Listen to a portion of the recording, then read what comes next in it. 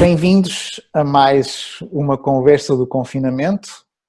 Ao longo das semanas temos vindo a fazer algumas conversas com investigadores que, enfim, que nos são queridos e que nos são, enfim, emblemáticos. Hoje temos uma pessoa muito especial, que é Ademar Gevaerd, líder da UFO Brasil. É um gosto, uma honra muito grande tê-lo cá connosco. Muito obrigado por ter aceito este convite. Olá, Filipe, também mais uma vez, muito obrigado por estás aqui connosco. Olá, Francisco. Olá, Gevaerd. Muito prazer em tê-lo aqui connosco. Gevaerd, quando olhamos para o céu e nos interrogamos se estamos sós, quando o tema da conversa é a literatura acerca de UFOs, quando somos informados da realização dos maiores congressos mundiais de ufologia, existe um nome incontornável, Ademar José Gevaerd. Outrora professor de Química, professor de Língua Inglesa e faixa negra em artes marciais. Como é que a vida de um professor se transforma num dos nomes mais emblemáticos, mais consagrados da ufologia brasileira e com trabalho reconhecido e respeitado um pouco por todo o mundo? Olha, Felipe, eu creio que eu nasci com isso. A minha primeira leitura sobre ufologia foi aos 7 anos, imagina, com 58. Eram os deuses astronautas. Então eu sempre tive uma paixão por isso. Aos 12 anos eu fiz a minha primeira pesquisa, aos 14 a minha primeira palestra no meu colégio, aos 16 uma palestra pública na cidade em que eu residia, Maringá, aos 18 uma palestra num congresso fora da minha cidade, e daí não parei mais. E aí eu já andei meio mundo fazendo palestras, fazendo investigações. A minha paixão era química orgânica e ufologia. Eu ganhei a minha vida durante uma certa época com a química orgânica, lecionando em alguns colégios no norte do estado do Paraná e na capital do estado de Mato Grosso do Sul, Campo Grande. Mas chegou uma época, eu era novo, tinha 20, 21 anos, e minha vida estava assim.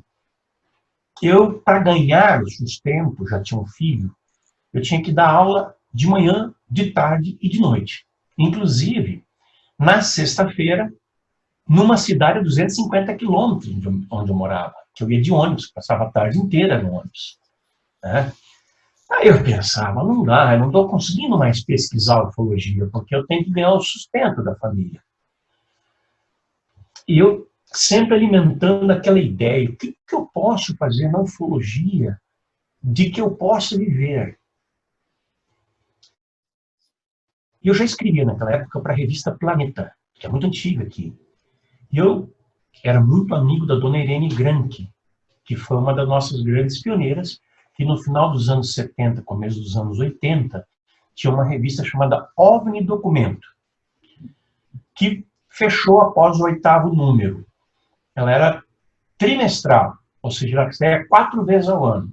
Então, não supria a carência das pessoas. E num certo dia, numa daquelas viagens de ônibus entre Campo Grande e Dourados, para lecionar, eu pensei, vou lançar uma revista de ufologia.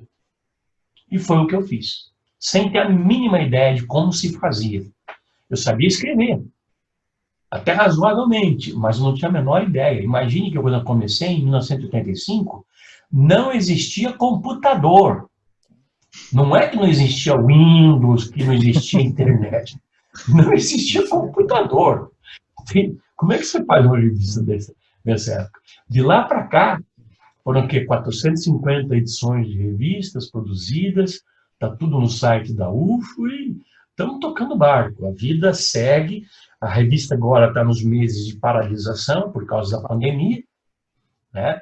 porque os donos de bancas de revistas não estão abrindo, então não vende revista, não temos como circular. Nós estamos esperando passar essa pandemia, não sabemos se vai e nem quando, porque os números só pioram, a curva está cada vez mais alta no Brasil. Falava agora com o Francisco que já temos 18 mil mortos. 18 mil mortos. Somos, acho que, o segundo ou terceiro lugar no número de países. Então, as atividades ufológicas aqui estão todas paralisadas. Né? Nossos congressos, que são numerosos, o 24º, o 25º e o 26º Congressos Brasileiros de Ufologia, que eram para acontecer em março e julho, foram para setembro e novembro. Não sei se vão conseguir acontecer. E o UFO Summit Brasil 2020, que era para ser em novembro, em 5 capitais, nós jogamos para julho do ano que vem, nas mesmas 5 capitais. Vamos ver, está tudo incerto. Nós estamos andando em cima de uma navalha. Né?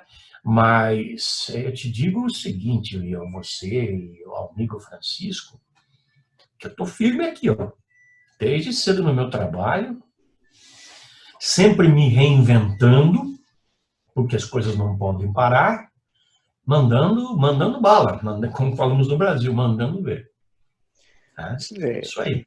É absolutamente incrível como, quer dizer, manter uma estrutura como a UFO Brasil, manter uma revista durante anos e anos em circulação, com a equipa de investigadores provavelmente fantástica que você tem, é de facto louvável, não é normal, digamos assim, conseguir uma existência tão prolongada, porque nós vamos vendo ao longo dos anos, as publicações vão desaparecendo, a realização de congressos é uma coisa muito difícil, dá trabalho, gasta-se dinheiro, não se ganha dinheiro, arranjam-se problemas com a família à custa disso, e as pessoas não valorizam, não é? Portanto, as pessoas querem sempre mais, mas nem sempre valorizam todo este esforço.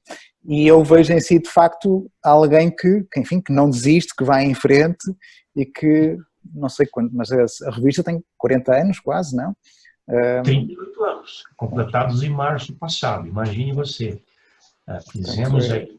A UFO, ela veio depois de outras séries. Nós fizemos a revista Ufologia Nacional e Internacional, daí Parapsicologia Hoje, aí juntamos as duas numa revista que ficou chamada Psi-UFO, depois fizemos a Temas Avançados, depois fizemos a Exopera,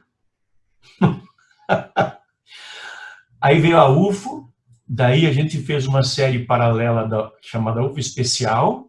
A UFO está no número 279, a UFO Especial foi até o número 80, está parada, vamos voltar depois da pandemia, e fizemos a UFO Documento, que foram só 3 edições. Imagina, é muito trabalho. Mas como é que a gente consegue realizar isso? Eu tenho uma frase na minha cabeça, que por incrível que pareça, ela foi cunhada por George Adamski. O segredo do êxito está na constância e na pureza do propósito. Desistir não é uma opção. Trabalhar sempre pelo bem das pessoas é a única opção. Eu tenho, e vocês aí na Europa, na Exopolítica, Portugal, eu tenho comigo o seguinte: o verdadeiro pesquisador, ufólogo, é aquele que tem uma obstinação por compartilhar informações. Um ufólogo que não compartilha, você não vai encontrar na minha equipe. Os ufólogos têm que arregaçar as mangas, ir atrás do fenômeno e compartilhar. Por isso que eu tenho uma equipe boa, uma equipe, porque desde quando eu estabeleci esse como parâmetro, tem que compartilhar. Nós temos, assim, 97%, 98% dos ufólogos brasileiros em atividade dentro da equipe da revista UFO. Né? Então tem gente aí muito ativa, tem vários que já publicaram livros, tem o Thiago que já publicou 11 entende? Então, é pessoas assim que publicam artigos, que procuram matérias, que pesquisam casos, e isso vai agregando, a gente vai formando a massa crítica. O meu papel é de coordenar essa gente toda e dar um rumo para isso. Dar um rumo para isso e estar sempre motivando as pessoas a seguirem em frente. E nisso a gente está sendo bem sucedido. A gente também tem uma interface pública bastante grande. Nós temos mais de 50 grupos no WhatsApp. E 26 entre páginas e grupos no Facebook. E outro tanto no Instagram. Eu tenho um programa na internet que vai ao ar nas quartas-feiras, hoje, por sinal, às 8 da noite, Ufologia Sem Fronteiras, no meu canal AJ YouTube e AJ Jevaer. Eu estou tendo audiências de 20 mil, 20 e poucos mil por programa. Né? Fantástico. Então, isso tudo, o que a gente faz todo dia é o seguinte, por exemplo, eu tenho alguns colaboradores que são remunerados e outros que são voluntários. Né? Esses aí, tanto uns quanto outros, eles percorrem na manhã e à tarde o mundo atrás de informações ufológicas. Se eles encontram em português alguma coisa, ótimo. Se tiver em inglês ou em espanhol, a gente traduz. Eu tenho uma equipe de tradutores voluntários. E essas notas são publicadas no mesmo dia em todos esses grupos e páginas. Então a gente alcança assim, centenas de milhares de pessoas, todos os dias, 2 ou 3 vezes por dia. A nota publicada vai para a revista UFO, para o site da UFO, ufo.com.br, e uma curta nota informando que aquilo está no site vai para todos esses grupos aí, todas essas mídias. E isso é replicado por muita gente. Então isso acaba mantendo acesa essa chama tão importante da ufologia brasileira. Felizmente a gente tem energia para fazer isso, felizmente eu tenho uma equipe para fazer isso, essa equipe, a parte remunerada é remunerada muito pouco, porque você deve imaginar que a gente não tem recursos, né? E a parte voluntária é gente que ama mesmo esse assunto. Então isso é legal. Os congressos, eu também tenho muitos voluntários que ajudam, que vestem uma camiseta e que estão lá, controlam som, controlam projeção, controlam venda de ingressos, livros, etc. e tal. Como você falou, é difícil de fazer, vai muito dinheiro, não se ganha, mas se empata. A gente nunca perdeu. Já tivemos algum lucrinho, mas nunca perdeu dinheiro em congresso de ufologia. A gente normalmente empata. Mas os congressos, eles servem para juntar o pessoal. Então, a nossa equipe vem do norte, do sul, do centro-oeste, do Rio de São Paulo, etc. e tal, vem, se reúne. No final do congresso, a gente faz uma churrascada, ou vai para um jantar. Então, as pessoas ficam íntimas, estabelecem laços. E nos nossos congressos, é muito comum que os participantes saiam dali amigos entre si. Então, isso faz crescer a massa crítica da ufologia brasileira. Eu adoro fazer isso. Por mais trabalho que dê, eu adoro fazer isso. Meu pessoal adora. Está todo mundo chorando de tristeza que a gente não pôde fazer. Eu tenho um congresso em Curitiba que era para ser no dia 27 a 29 de março, que teve que ser adiado, cujos 400 ingressos estão vendidos. 400 ingressos. Capacidade máxima do auditório. 400 ingressos estão vendidos. Quem me dera ter isso em Portugal. Aqui a realidade é muito diferente. Aqui é um nicho. É um nicho de mercado. E mesmo trazendo pessoas, por exemplo, nós trouxemos também o Steve Bassett e o Richard Stone, aproveitamos que eles já estavam na Europa para os trazer cá, portanto, para tentar haver o menos custo possível. Não é? E mesmo assim, e fazendo as palestras gratuitas, mesmo assim, muito pouca gente. A última palestra que eu fiz aí foi a pedido do Nuno. Do Nuno Monteiro da Silveira, sim. Isso foi em 2008, não? Já foi em 2008, acho, 2007. Já tem 13, 14 anos, 12 anos, sei lá. Mais reservado. Mas gostaríamos muito também de abordar um ou outro caso, obviamente que, enfim, se num dia que possa vir cá fazer uma apresentação mais detalhada, mas sem dúvida alguma que nesta nossa conversa gostaríamos muito não só de tentar abordar um pouco do Varginha, um pouco da Operação Prato, um pouco também daquilo que foi o projeto Portal, que deve conhecer muito bem. E o ET Bilu, eu próprio... O ET Bilu chegou aí, é? Ui! Chegou. Eu cheguei a ser contactado pelo Filipe Vasconcelos, não é? Eu penso Filipe que era... Castelo Branco. O Castelo Branco, exato, uma coisa Castelo assim. Branco. Queria que eu fosse um divulgador do ET Bilu aqui, do projeto Portal. Porque a Linda Moulton Howe e a Paola Harris tinham dito e tal. É a pior piada. Mas nós fizemos... É a maior piada da ufologia brasileira. Nós fizemos para o canal História, para a série Extraterrestres, que é uma produção Portugal e Espanha, e houve num dos episódios falou-se sobre o ET Bilu, realmente como uma farsa. Nos episódios sobre as farsas falou-se sobre o ET Bilu. Sobre farsas. Sabe por que o ET se chama Bilu? Não, mas gostava de saber. Tinha um gato, um angorá desse tamanho, chamado Bilu. E isso lá nos anos 90. E quando aconteceu um caso meio polêmico na internet, e havia uma discussão, eu falava assim, peraí, deixa eu consultar o meu gato Bilu. Aí eu brincava que o gato estava dormindo, que tinha passado a noite conversando com a NASA, ajudando a resolver problemas de satélites, essa coisa toda. Então, o Bilu virou uma figura caricata aqui no Brasil. Até que um dia, num debate com o Urandir, frente a frente, ao vivo, eu falei para ele, Urandir, as suas mentiras são tão chinfrins, chinfrim é uma expressão assim, são tão ruins, são tão fajutas, suas mentiras são tão sem sentido que nem o meu gato Bilu acredita nelas. Passados os anos, ele aparece com um ET chamado Bilu. Me diga, quem que põe o nome desse num ET? Bilu. Bilu. Aí foi flagrado ele em fotografias, etc e tal. E nas fotos, a gente aplicou filtro, era ele. Era ele, um apresentador de televisão, Danilo Gentili, de um programa que é muito assistido, chegou aí na fazenda dele, e ele falou que engraçado, o Bilu aparece, o Urandir desaparece, porque o Urandir vai fininho atrás das árvores e aparece. Nós tiramos fotografia.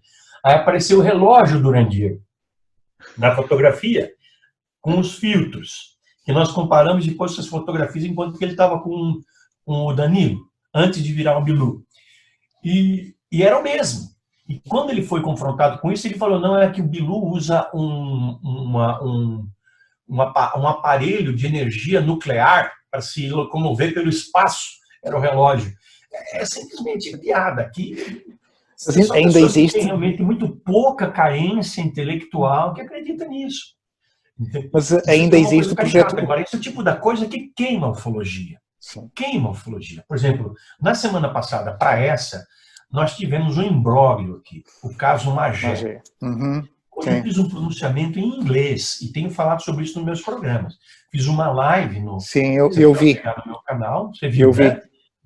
Olha, é uma mistura de mentiras, com bizarrices, com vídeos falsificados, com histórias inventadas. Não tem absolutamente nada de concreto ali. Nada. Era exatamente aí que eu queria pegar. Vi uma publicação do Svaer, caso Magé, a história de um UFO que nunca existiu. Isso, no site da UFO. E, portanto, o município de Magé, de repente, saiu do anonimato para a ribalta. E antes de analisarmos concretamente o caso Magé, pedi ao Ademar que nos ajudasse a situar geograficamente onde fica Magé, a densidade populacional, uma estimativa de Magé, e se seria possível, de facto, um artefacto extraterrestre cair em Magé sem que ninguém soubesse e manter o encobrimento desta história. Olha, Magé fica no que nós chamamos de Baixada Fluminense, ou seja, ao redor da cidade do Rio de Janeiro. Está a 60 ou 70 quilômetros do Rio. portanto, a 50 ou 60 quilômetros do Aeroporto Internacional do Galeão, um dos mais movimentados, que não registrou absolutamente nada. Assim como o Corpo de Bombeiros de Magé não teve nenhum chamado para socorrer ou atender alguém naqueles dias. A Prefeitura Municipal não soube de nada. Ali existe uma fábrica da Imbel, Indústria Brasileira de Armamentos Bélicos, né? Eles também não sabem de nada. E eles, como uma empresa que produz revólveres, rifles, granadas, explosivos, é uma área de segurança nacional, protegida por soldados. Então aí já houve uma mescla de conspiração de que os soldados estavam reprimindo a população. Não havia nada disso. Há uma guarita, um portão guardado pelos soldados. Alguém tentou entrar na Imbel. Não pôde. Aquilo ali não é uma padaria. Aquilo é uma fábrica de segurança nacional. Entende? Por exemplo, tudo começou com um áudio de uma senhora que já revelou que é invenção, já revelou que ela inventou, em que ela diz que está indo na direção de um objeto caído ali perto do rio, do lado da Imbé. E aí alguém fez um vídeo, botou um monte de terra e um prato desse tipo de vidro, um prato de comida, um prato ali, fez uma filmagem desfocada para dizer que era um UFO que estava enterrado na terra, enterrado. Daí surgiram todos os tipos de boatos. Olha só o que a gente ouviu aqui. Nós ouvimos que uma pessoa estava recebendo pedidos telepáticos de socorro dos aliens dentro da nave. Outra pessoa diz ter ouvido telepaticamente crianças chorando dentro da nave. Seriam os filhos dos supostos tripulantes. E olha a barbaridade. Teve gente ainda que falou o seguinte: cuidado, não se aproximem da nave, porque se os alienígenas escaparem, eles são predadores, eles comem carne humana. Então, é esse tipo de coisa. Aí as pessoas vão ver os tiros que são dados dentro da Imbel, porque eles testam as armas que eles fabricam. Estão atirando nos ETs, estão atirando nos ETs. Aí alguém aparece com umas fotos super fakes, que já tem 10 anos que estão circulando pela internet, de uns soldados carregando um boneco de ET, com o fuzil em cima dele, vocês devem conhecer isso. Então já estão falando, olha lá, estão levando os ETs mortos. Então, é uma bola de neve. Eu acho que, em grande parte, aí, eu falei isso no meu programa da semana passada, há uma necessidade bárbara das pessoas de acreditar. Mas também há pessoas inocentes que têm uma vontade de saber. Por quê? Especialmente num momento como esse, em que nós estamos confinados, essa pandemia toda, as pessoas ficam em casa, no isolamento, quase todos, nem todo mundo, né? Mas, além disso, em qualquer outra circunstância, o ser humano, no seu íntimo, quer saber o que acontece lá fora, o que existe além de nós. Então, as pessoas são muito crédulas, acabam acreditando em qualquer coisa. Essa é uma verdadeira tragédia, vamos dizer assim, para a ufologia. E o que acontece? Eu faço uma live em que tem 2.000, 3.000 mensagens, quase todas, tocando pau em mim. Que eu sou agente da CIA, que eu estou recebendo, sou pago pelos militares, que não sei o quê. Entende?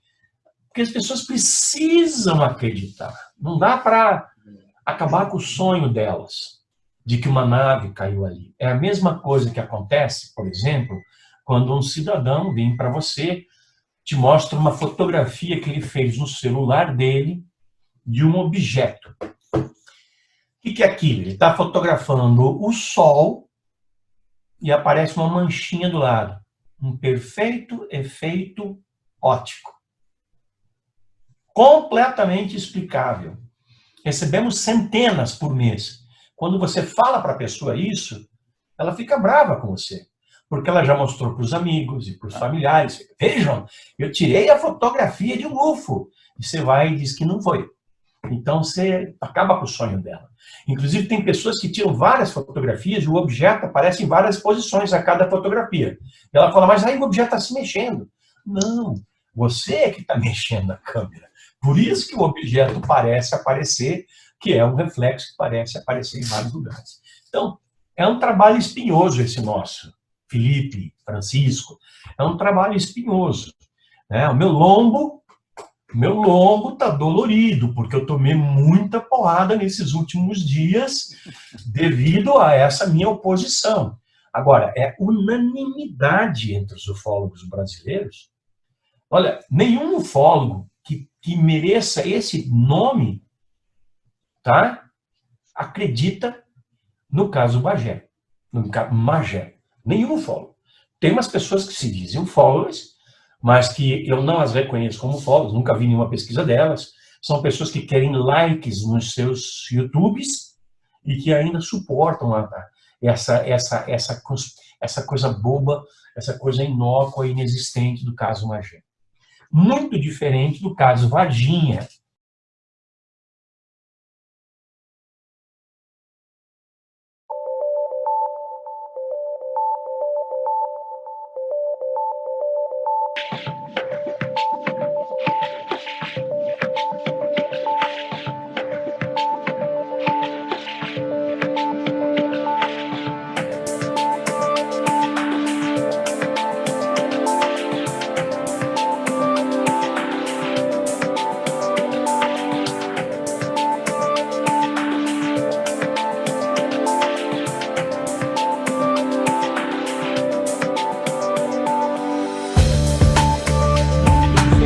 Caso Varginha, que, veja, aconteceu há 14 anos atrás, não, há 24 anos atrás, em 1996. Ora, a imprensa no Brasil e no mundo, em 1996, era uma fração do que ela é hoje. Exatamente. E a imprensa inteira caiu em cima do caso Varginha. Os jornais, revistas, TVs, tudo. Nesse caso de Magé, com a imprensa tão poderosa que nós temos, ninguém falou nada, exceto, tipo assim, rumores da queda de um UFO, de um OVNI em Magé geram memes na internet. Mas ninguém, nenhum repórter, nenhum veículo, ninguém deu nada.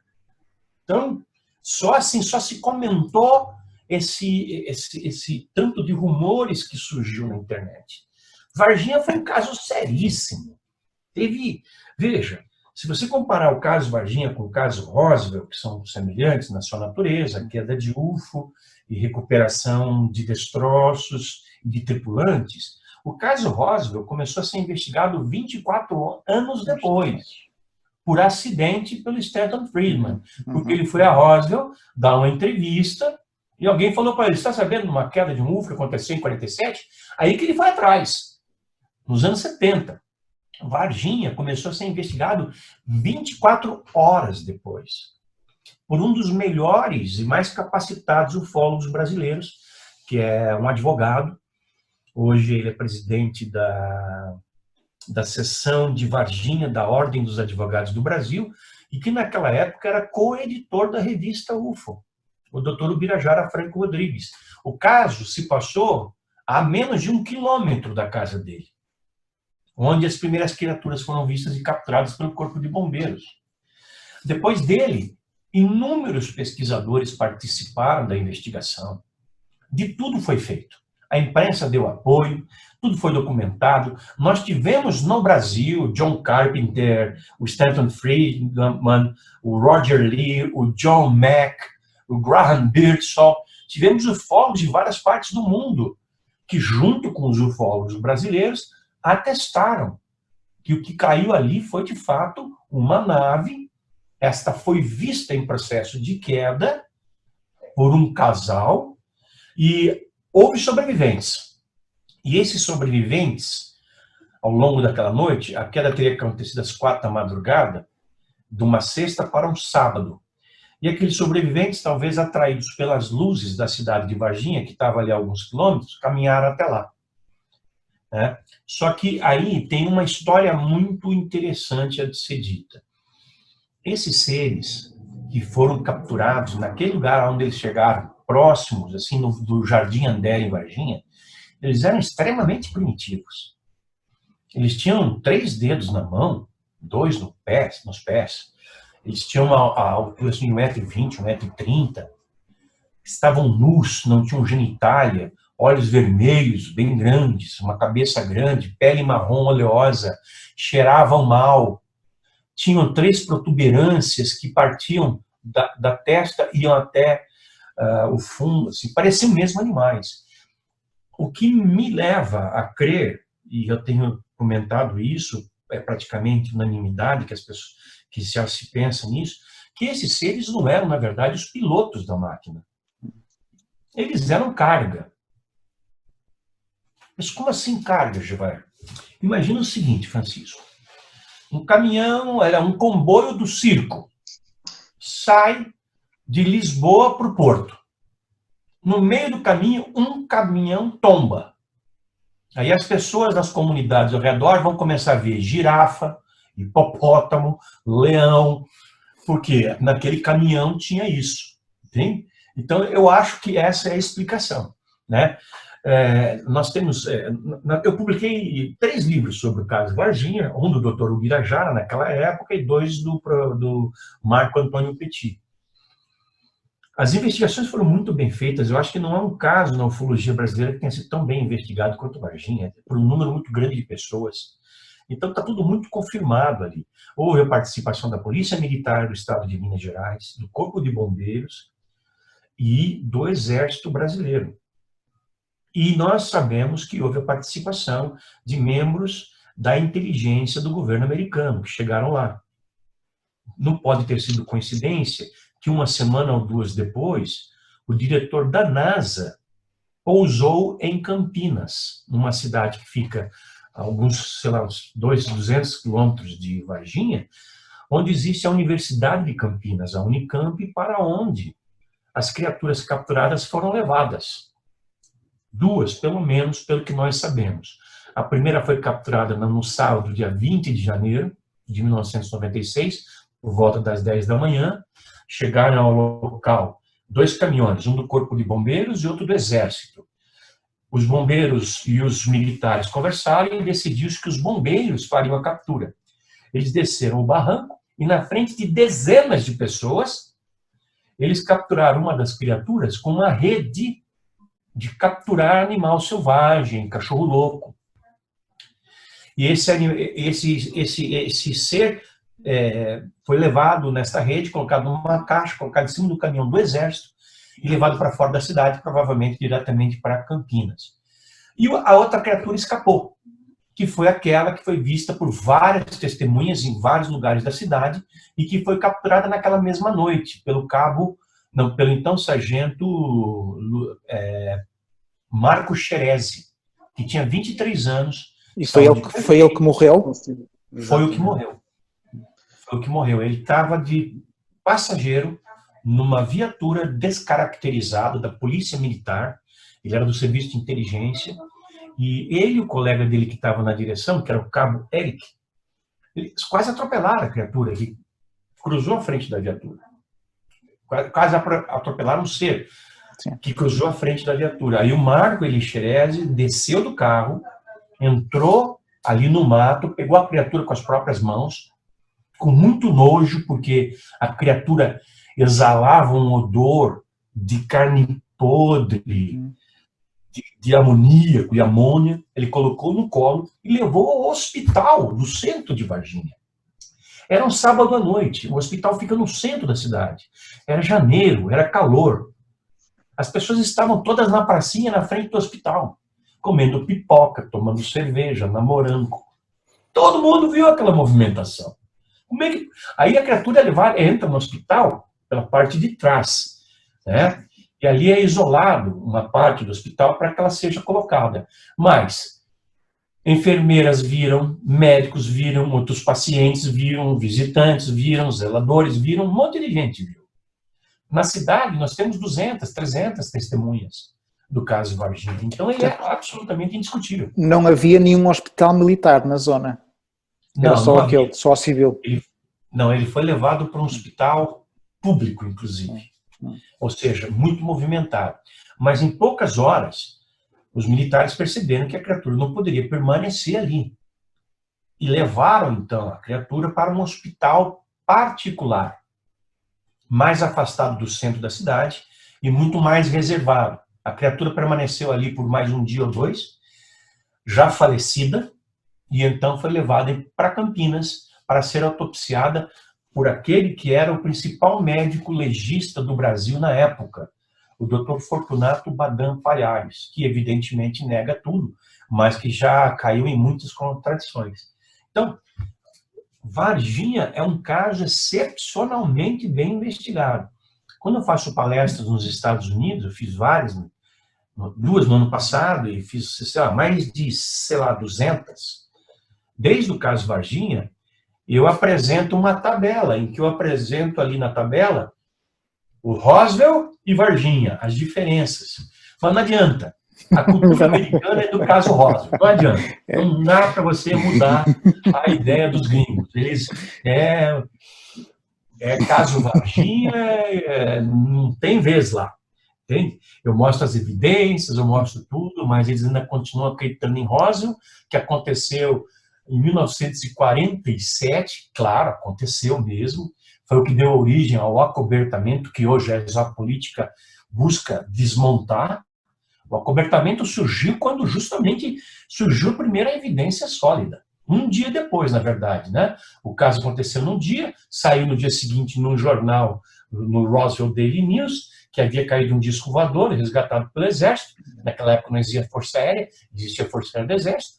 E no dia seguinte, no mesmo dia que saiu a publicação, aquilo chegou até Washington e os militares do Pentágono mandaram fechar aquele troço. Aí começou o acobertamento ufológico, que agora, devagarinho, está começando a ter brechas, com o Pentágono revelando relatórios, com o Pentágono revelando vídeos. Esses três que apareceram, né, o Tic Tac, Go Fast, eu nem me lembro o nome do Gimbal. O Gimbal. Isso não são nada. Não são nada comparados a outros que a Marinha tem. Não são nada.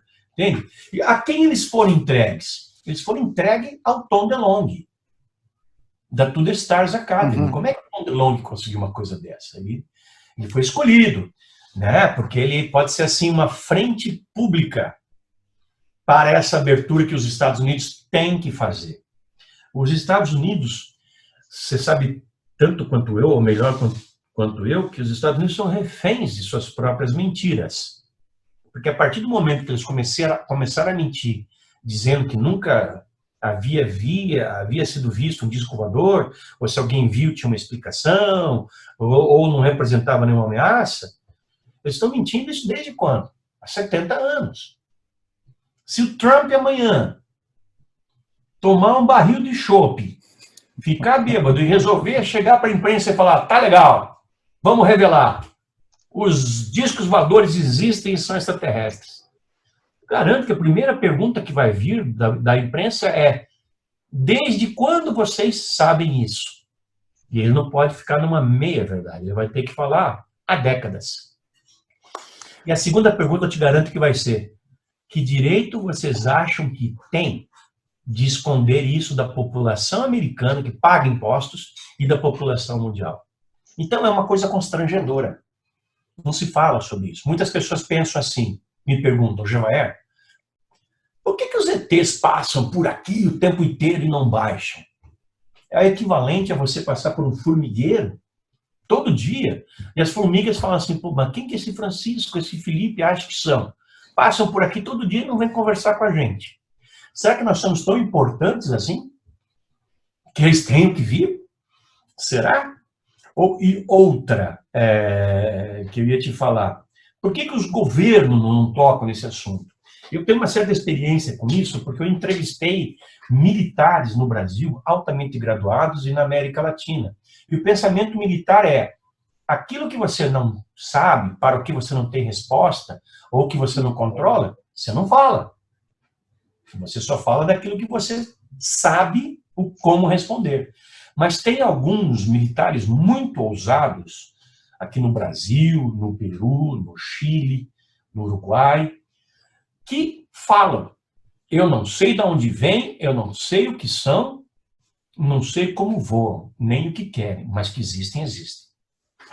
O Luiz Elizondo, numa declaração para nós, num evento aqui, ao vídeo, ele disse: já não é mais uma questão de saber que eles existem, se eles existem ou não. Eles existem, nós não sabemos o que são, mas já sabemos como funcionam. E já estamos reproduzindo, não é uma questão mais de tentar saber como funciona. Já sabemos como eles funcionam. Estamos reproduzindo a tecnologia, mas em escala nanométrica. Ou seja, até que isso, ele próprio falou, até que isso possa ser empregado de maneira industrial, para aeronaves, sei lá, para que coisas, ainda vão 20 ou 30 anos. Né? Luiz Elizondo, com Tom DeLonge, com todos aqueles camaradas ao redor deles, da elite do meio científico, acadêmico, do meio político, inclusive, dos Estados Unidos, eles estão chegando perto dessa abertura. O governo americano está usando este grupo para fazer a abertura. Eu espero que isso aconteça, e eu estou preparado para que isso aconteça a qualquer instante. Agora, por exemplo, a revelação, eu publiquei até fiz uma live sobre isso, a revelação durante a pandemia, já morreram, sei lá, 30, 40 mil pessoas nos Estados Unidos, infelizmente. 90 mil. 90 mil? Vai em 92 mil. Oh, Deus do céu. A revelação, nesse momento, de relatórios do Pentágono, é uma coisa oportunística. Porque quem está pensando em disco voador agora? Quem está pensando em UFO e vida extraterrestre? Está todo mundo querendo se salvar do coronavírus. Então, eu não me surpreenderia se, ao longo do agravamento da pandemia, surgissem outras revelações por parte da Marinha, do Pentágono, do governo. Porque é o momento certo. As pessoas não estão focadas nisso. Não vai chamar atenção. Não vai dar manchetes em jornal. Porque hoje os problemas são outros. Tá? É um facto. Muito bom. Vamos falar de Operação Prato? Não sei se o Filipe tinha alguma... Eu pensei que percebi pela altura que tinha... Filipe, tem alguma pergunta, querido? Sim, eu gostava de voltar a Magé e gostava de voltar a Varginha. Vou começar por Varginha, que foi o último tema que falámos. O Sveyer defende, em várias intervenções, que a tipologia do extraterrestre relatado não foge muito à nossa fisionomia humana. Uma cabeça, 2 braços, normalmente tem um cotovelo em cada braço, 2 olhos, 2 pernas. As criaturas relatadas em Varginha, como o Admar também referiu, fogem um pouco a esta fisionomia, tem uma fisionomia mais animalesca. Não é de todo o ser inteligente que nós imaginássemos a pilotar um desses artefactos. Em algum momento da investigação, soou algum rumor que pudesse existir uma criatura de outra tipologia nos destroços da nave? Não. Nós não temos esse rumor de que pudesse haver uma tipologia mais avançada, vamos dizer assim. Porque você, quando pensa em tripulante de um disco voador, que vem de um outro planeta, é claro que devem ser seres avançados, tecnologicamente, elegantes, sofisticados, e não as criaturas. Por isso que eu acho que as criaturas eram carne. Agora, o que aconteceu foi que nos dias seguintes ao caso Varginha, foram vistos muitos UFOs na área, como se estivesse procurando por alguma coisa. Talvez procurando por aquilo que eles perderam. Eu acredito que os seres tenham escapado, os pilotos. E os que foram capturados eram realmente carne. Agora, mesmo assim, Felipe, observe que, embora primitivos, animalescos, eles tinham o formato humanoide, 2 pernas com um joelho. Tanto que eles se agacharam. Eles tinham um tronco, um pescoço grosso, cheio de veias, uma cabeça com 2 olhos, o que parecia ser o nariz, uma boca e 2 ouvidos. Então, a forma humana, os 2 braços tinham um cotovelo em cada um. A forma humana estava ali. Permanece. Talvez humanos muito primitivos. Nós devemos lembrar que nós temos o quê? Uma quantidade infinita de possibilidades de formas de vida diferentes, mas que chegaram ao nosso planeta e foram observados. Por exemplo, a nave pousa, de dentro dela sai um ser. Quando esse ser é observado por alguém, ele tem o formato humano. Um pouco mais alto, um pouco mais baixo, um pouco mais magro, um pouco mais pálido, olhos maiores, com cabelo, sem cabelo, mas o formato humano. Porque isso, para mim, é uma indicação muito clara de que a humanidade não está restrita ao planeta Terra. Ela não surgiu só aqui. Ela está espalhada pelo universo. Talvez ela tenha sido semeada aqui. Sim, como talvez nós iremos fazer. O Elon Musk está querendo fazer a mesma coisa em Marte. Depois de terraformar Marte... Defende a teoria da panspermia, de certa forma. Mais do que isso, eu vou mais além. Veja você, Portugal é um país muito católico, e muitas pessoas que estão nos assistindo talvez acharão isso meio esquisito. Uma das primeiras expressões na Bíblia diz que nós fomos criados à imagem e semelhança de Deus. Na linguagem original, a palavra utilizada não é Deus no singular, que significa Eloá, mas sim deuses, ou seres divinos, Elohim. Então nós fomos criados à imagem e semelhantes de seres divinos. Quem eram seres divinos naquela época? Seres extraterrestres, que estão por todo o Velho Testamento. Né? Jesus falava, a casa do meu pai tem muitas moradas. Vós sois desse mundo, eu desse mundo não sou. Então, eu acredito muito, por exemplo, na teoria de Zecharia Sitchin, de que houve uma intervenção genética em nossa humanidade, quando nós éramos primitivos, por seres extraterrestres, nesse caso, os Anunnaki, aqueles que do céu desceram à Terra, que eram conhecidos por sua elevada tecnologia em engenharia, que transformaram o ser humano no que ele é hoje. Eu acredito nessa possibilidade. Eu acredito que seres... um aprimoramento genético da nossa espécie. Exatamente. Eu acredito que outros seres mais avançados interviram na nossa evolução. Jesus foi um deles. Maomé, Buda, Gandhi, tantas pessoas interviram.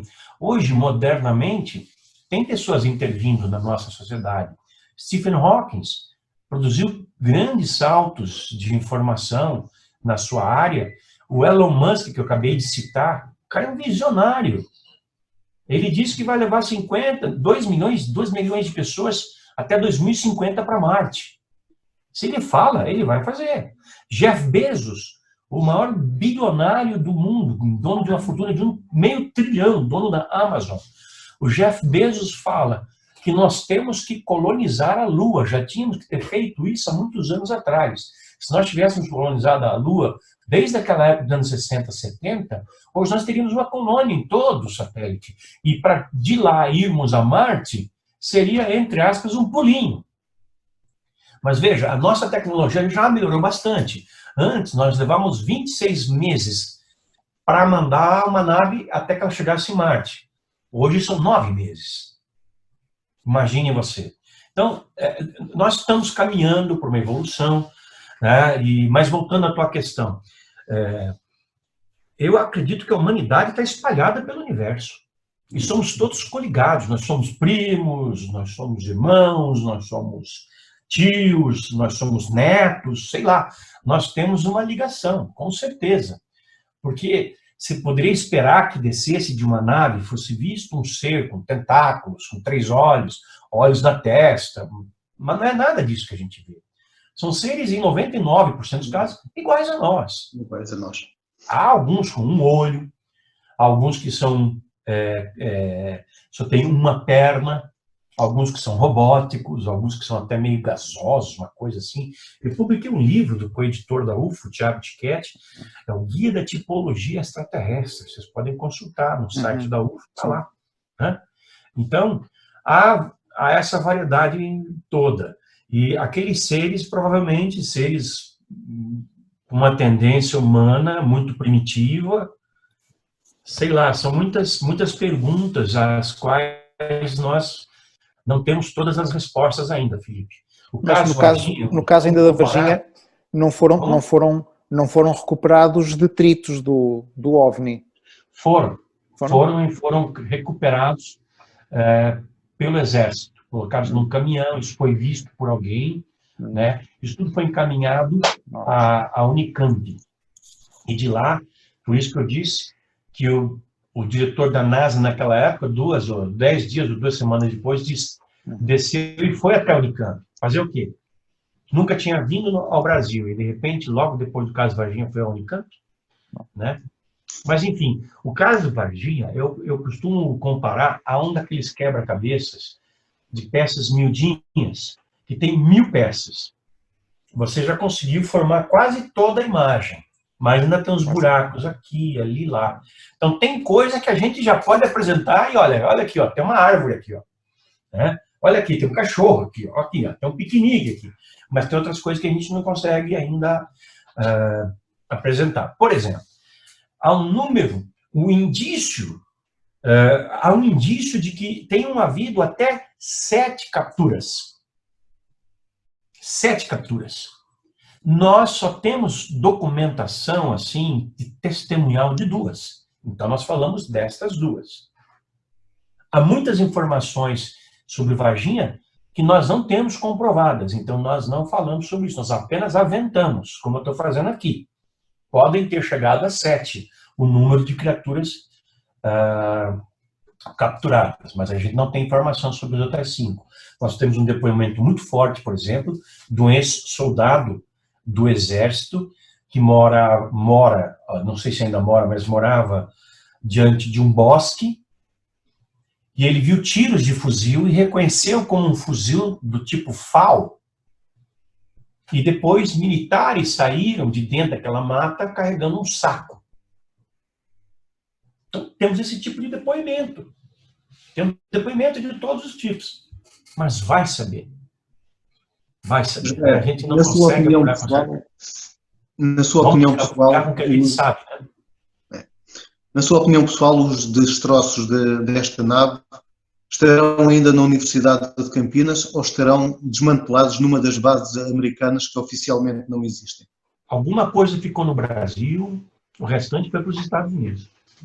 Alguma coisinha, uns parafusos, umas porcas ficaram, o resto foi para os Estados Unidos. Você sabe que os Estados Unidos têm acordo com países de quase todo mundo, de maneira que se cai um UFO na Argentina, por exemplo, em troca de favores, concessões, patentes, que o governo americano cede aos países, ele pega e volta esse favor dessa maneira. Então, isso acontece no mundo inteiro. Isvair, pegando esta informação que nos deu, há relatos, e relativamente ao caso do Magé, e eu peço desculpa por insistir no caso do Magé, mas isto deve-se não apenas pelo entusiasmo que existe em Portugal em redor do caso, mas também pela comunidade brasileira que aqui está em Portugal, que também tem partilhado imensa informação e contra-informação sobre o caso. Este acordo dos Estados Unidos com os restantes países, a ser verdade, e tudo indica que sim, estarão na base também de relatos de tropas americanas em Magé, relativamente aos destroços do tal objeto. Na investigação do Isvair, encontrou alguma vez indícios da presença de tropas americanas em Magé? Nenhum. Não houve nada disso, nem tropas americanas e nem tropas brasileiras. Alguém chegou a alegar que o aplicativo Flight Radar mostrava muitos aviões americanos sobrevoando aquela área. Ora, nós estamos numa pandemia. 90% dos voos dos Estados Unidos para o Brasil e da Europa para o Brasil, a TAP esses dias acabou com todos. Não vem nenhum voo para o Brasil. Entende? Não, não é possível que houvesse. Misturaram-se aos vídeos que foram feitos sobre Magé, vídeos feitos em várias outras partes do Brasil, em vários outros lugares, em outras épocas, e já totalmente explicados. Então as pessoas conhecem a história do telefone sem fio, né? É isso aí, quem conta um conto aumenta um ponto. Né? Vira um telefone sem fio e a história começa aqui de uma maneira, chega lá de outra. Infelizmente não teve nada ali. Vamos encerrar o tema Magé. O Joveir já levou muita paulada por causa deste caso. Vai levar mais esta noite, certamente, porque o Ademar disse que vai colocar um balde de cal sobre o assunto e, portanto, nós cá em Portugal vamos ficar a aguardar para ver o episódio desta noite. Na sua opinião, Magé ficará sempre com o rótulo de uma localidade onde aconteceu algo espantoso ou acredita que gradualmente e com o passar do tempo o assunto vai cair em esquecimento? Eu acho que essa pecha, como nós chamamos aqui, vai perdurar por muito tempo. Já deu a volta ao mundo, portanto. Já deu a volta ao mundo. Vai perdurar por muitos e muitos anos. Muita gente ainda vai lembrar de Magé. Ah, Magé! Não é onde disseram que caiu um escovador, mas não caiu nada? Ou algumas pessoas falam, ah, Magé, onde caiu um escovador? Isso vai acontecer. Já havia montes de sites americanos a falar sobre isto. O Richard Dolan mandou-me mensagem e também mandou a si, com certeza, a perguntar o que é que se passava. Respondi detalhadamente, gravei um vídeo em inglês, coloquei no nosso grupo do World Coalition, espalhei pelo mundo, espero que aquilo ali convença as pessoas. Então, eu estou pedindo à minha equipe para formular um relatório com todos os passos. Mas nós temos tanta coisa melhor para fazer. Assim, exatamente, quer dizer, estar a explicar algo que não aconteceu e estar a perder tempo com isso é desmotivante. Pois é. Eu acho que a gente vai pegar esse último texto, o UFO que nunca caiu, o caso que nunca aconteceu, colocar em inglês e distribuir. Mas eu já distribuí a minha nota hoje. Já distribuí. E já distribuí o link do vídeo no YouTube, que já deve estar com... Vamos dar uma olhada aqui. Já deve estar com alguns milhares de visualizações, porque, eu vou te falar, coisa pega mesmo, quer ver? O meu vídeo sobre Magé em português já deu 52 mil visualizações. E o meu vídeo sobre o Magé em inglês já deu 2.300 visualizações. 2.300 visualizações. Ou seja, as pessoas estão prestando atenção, né? As pessoas estão prestando atenção. Isso vai viralizar. Logo, logo vai viralizar. E eu espero com isso que a gente sepulte, como vocês falam, em botar um balde de cal em cima dessa história. Que é desmoralizante para a ufologia de qualquer país, né? Eu tenho certeza que se uma coisa dessa acontecesse em Portugal, vocês iriam atrás e iriam resolver o caso e desmentir se fosse mentira. Sim, já aconteceram algumas histórias semelhantes, mais até para o sul do país, em que tentam, lá está, divulgar que algo caiu, que alguém viu o bichinho a mexer e tudo. Felizmente nunca pegou fogo como Magé. Isso foi incêndio. Isso foi pandemia. Nunca vi, viu? Nunca vi uma coisa viralizar dessa maneira na internet. Nunca vi. E as pessoas estão tendo muitos likes. Então elas ficam postando e postando e postando, e um reposta do outro, que publica do outro, para ter likes. Feito bola de neve. Muito bem, ponto final sobre o assunto Magé. Agora sim.